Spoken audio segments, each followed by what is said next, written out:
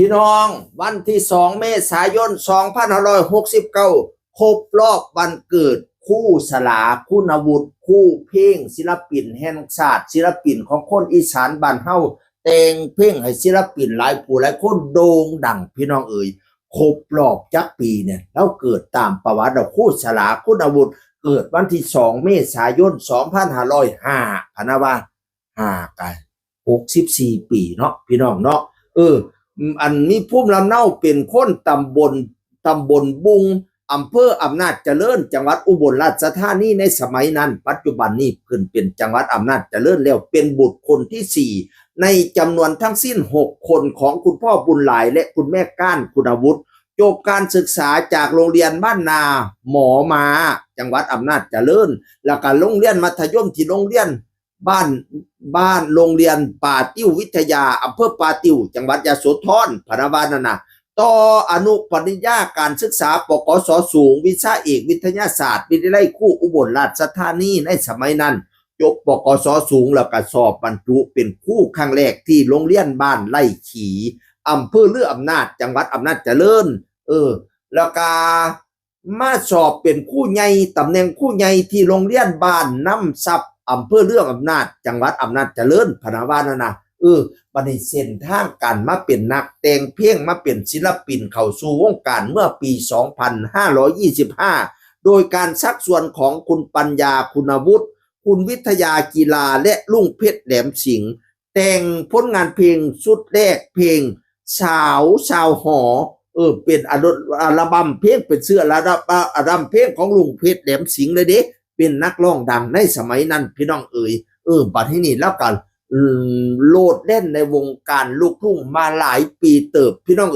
มาดังพีคสุดตอนเขาไปยุคค่ายแกมมี่แล้วเนาะไปยุคค่ายแกมมี่แต่งเพลงให้นักร้องผู้ใดดังเบิดสมัยนั้นพี่น้องสมัยนั้นค่อยเป็นนักจัดรายการใหม่ๆประมาณปี2448 49 50เนี่ยลูกทุ่งลูกทุ่งอีสาน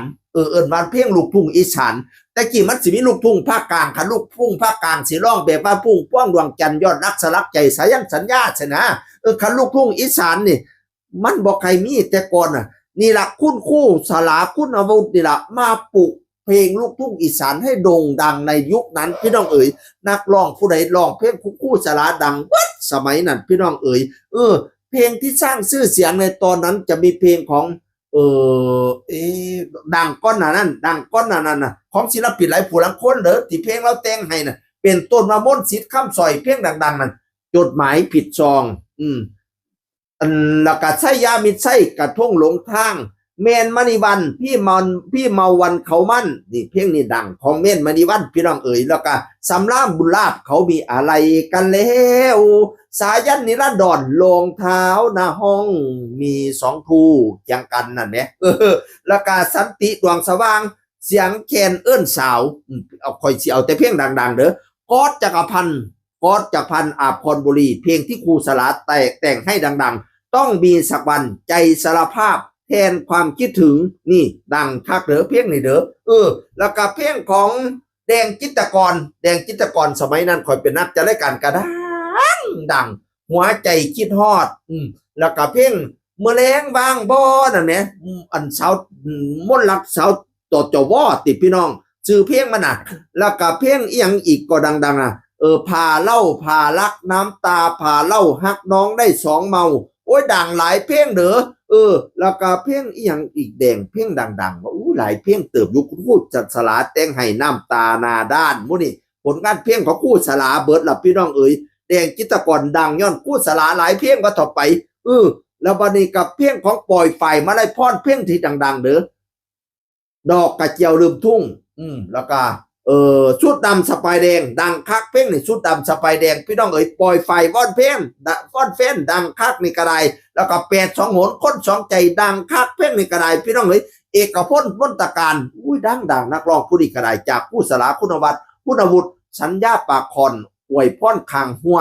หยาดเหงื่อเพื่อเม่นี่ผลงานเพลงของครูสลาคนโน้ตทั้งนั้นเลยพี่น้องเพลงยังกระไดนี่กระแมนของเอกพลมนตการไผ่พงศธรเต็มใจให้ตัวรอเด้อคนดี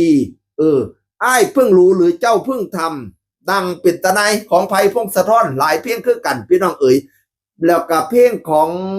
ไม่พิรมพรดังย้อนคู่สลาหลายเพลงขายแรงแต่งงานอยากเด็ดดอกฟ้าเพลงใดอีกยาใจคนจนนี่ดังจังของอันขอไม่พิรมพรโอ้ยศิลปินหลายผู้หลายคนข่อยไล่กับบ่เบิดของมนต์แค้นแก่นคุณรอปาฏิหาริย์ยังคอยที่ซอยเดิม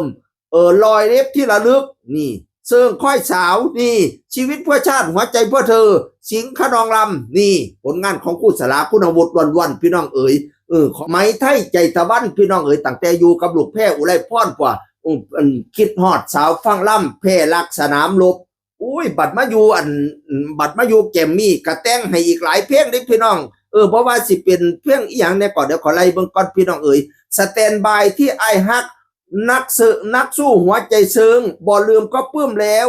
คิดฮอดสาวบ้านเพิ่นเวลคัมทู่ทำนาของเอกราชสุวรรณภูมิกระเป๋าแบรนด์แฟนทิ้งสัญญา5 บาทขอแค่รู้ข่าวขอแค่แอบฮักสอนสินใส่ของมั่นเป็นของขวัญกระท่อมทำใจไอ้หนุ่มซุมซนอุ้ยหลายเพลงจังพี่น้องเอ๋ยแจ็คธนพลเพลงที่สร้างชื่อเสียงแจ็คเลยคนที่รอคอยพี่น้องเอ๋ย